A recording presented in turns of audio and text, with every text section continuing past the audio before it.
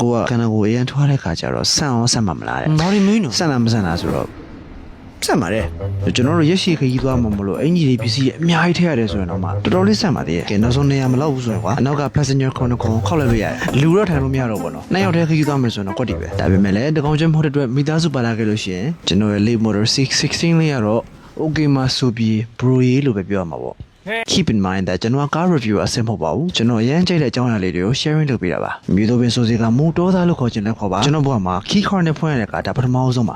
ကားပေါ်ရောက်တာနဲ့နှချိနိုင်ဖို့တော့မစင်းစားနဲ့နော် face ID camera လေးက ready စောင့်နေလိုက်မယ်အော်ပြီးတော့ကျွန်တော်တို့ storage space site ကိုရှိရတဲ့သူတယောက်အနေနဲ့ဆိုရင်တော့ဝါဝေးဝါကျွန်တော်ရဲ့ D03 လေးကိုတော့ပြန်ထည့်သွားလို့ရတယ် shooting ဝက်စားကြီးပဲ series 3တွဲစာလောက်ထည့်ရလို့ရတယ်အဲ့ဒီပြီးတော့မှတကားမော်တာလေးနဲ့ဆိုတော့တခြားလုံးကိုတခြားဖြူစားတယ်လို့ပဲချိုးရဆိုလို့ဆက်ပြောလိုက်အောင်ပဲအတွင်ပိုင်းကလည်း luxury number leather လေးကြီးပဲဟောစီရတဲ့ကလည်း function ဘယ်လောက်စုံလဲဆိုတာမသိရင်လင်းမောတော့လို့ပဲအရှိမလည်းကိုယ့်အတွက်တည်တံ screen ထုတ်ပါတယ်လို့ဘေးမှာလည်းကိုယ်အရင် TV ထက်ကြီးတဲ့ 14.6 လက်မ screen ပါတယ်တသက်လုံးဖုန်းအားမရှိတဲ့ကျွန်တော်တို့ wireless charging pad လေးလည်းပါတယ်ပြီးတော့အရင်တောင်းနေတဲ့ကျွန်တော် brew တွေအတွက်လည်း coffee ပြောတာပါ cup holder ၄ခွက်တတိပါတယ်လို့ကျွန်တော်ရဲ့ makeup ပစ္စည်းဟုတ်ပါဘူးယောက်ျားလေးသုံးစားပစ္စည်းထည့်ဖို့အတွက်တော်တော်လေးကိုကျယ်တဲ့ storage space လည်းပါပါတယ်အဲ့လောက်ကျယ်တဲ့ space ကိုမှဟင်းမရသေးဘူးဆိုရင်ရှိသေးတယ်အောက်မှာ storage space နောက်တစ်ခုဒါလည်းထပ်ပြီးတော့မှမလောက်သေးဘူးဆိုလို့ရှိရင်နောက်တစ်နေ့ကျမှသေးတယ်အဲ့တော့မှမလောက်ဘူးဆိုလို့ရှိရင်တော့ lead motor က EV ကုန်တင်ကားထွက်မှာပဲဝယ်စီးပါကမ္ဘာပထမဆုံး MPS UV အနေနဲ့ကတော့လူ6ယောက်စီးလို့ရပါတယ်အတင်တိုးထည့်ရင်တော့9ယောက်တော့ရမှာပါကား luxury စံချက်ကတော့နောက်မှာအလုပ်လုပ်ဖို့အတွက်ခေါက်စပွဲလေးလည်းပါတယ်လို့ passenger ကလေးဖို့အတွက် roof mounted screen လေးလည်းပါတာပေါ့အခြားကလေးချင်းအောက်မှာ screen သေးလေးထပ်ပါသေးတယ်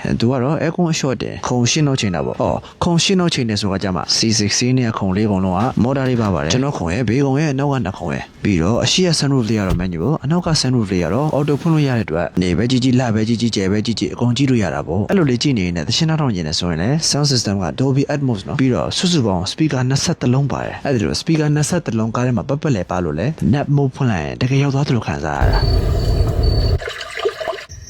ဒီ net mode ဆိုတာကျွန်တော်တို့ကတော့ shooting မှာ7 minute ဖြစ်တနားဖြစ် luxury ဆက်ဆံလေးအချောင်ခိုးတဲ့အကွက်တစ်ကွက်ပါဟုတ်တယ်မလားမေဒါပဲလေဆိုတော့တကယ်ကိုသေချာစရာကောင်းတဲ့အကြောင်းတွေပြောပြရချိန်မှာတကယ် facts ကိုပြောဖို့အလဲကျလာပါပြီဒီ lead motor C16 က battery 74.9 kilowatts per hour ကိုမှ range က980 km ဆိုတော့ wow AC charging ဆိုရင်တော့30 to 80ကို